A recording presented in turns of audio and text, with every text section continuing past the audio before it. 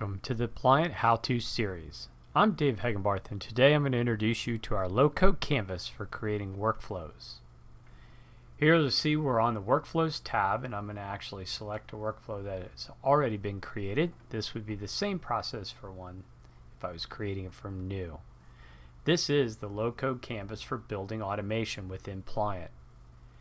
If you look down the right-hand side, you can see folders that contain all of the different vendor integrations that Pliant supports. We support over 100 different vendors that allow you to build automation quickly with these drag and drop blocks.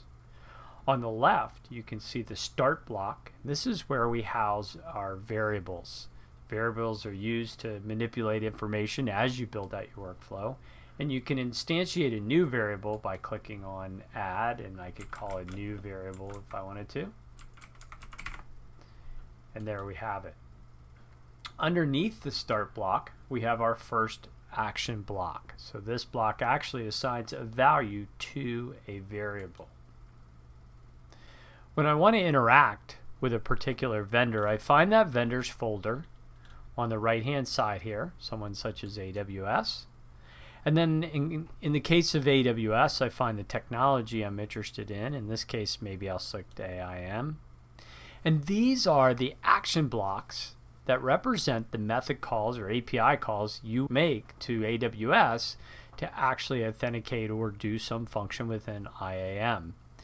When you hover over the question mark for any particular block, it gives you more information about what that block does, and also the actual API endpoint that you're going to be executing with this action block. You have a search tool, so I can type something like list, and here you can see all the different action blocks that contain list. If I go down, I can do something like list users might be of interest. Again, I have the help button. This tells me a little more about what it does in the endpoint. I can then drag and drop this onto the screen as a block, or I can actually come to the block and there's a little take block. I can click on the take block and then click into the low-code landscape. Inside the landscape, there are a few questions we'll be asked about any particular API endpoint. In this case, we need to know the authentication we're going to use, and that will be explained in detail in another video. And then there may be, in this particular case, a body, some piece of information that needs to be passed as well.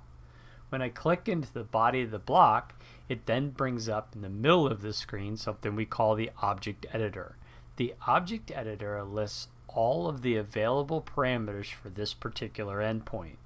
So if I wanted to limit the number of users that came back, I might want to fill out max items. I can simply double click in. I can push 1 because it's an integer, and that will populate the box.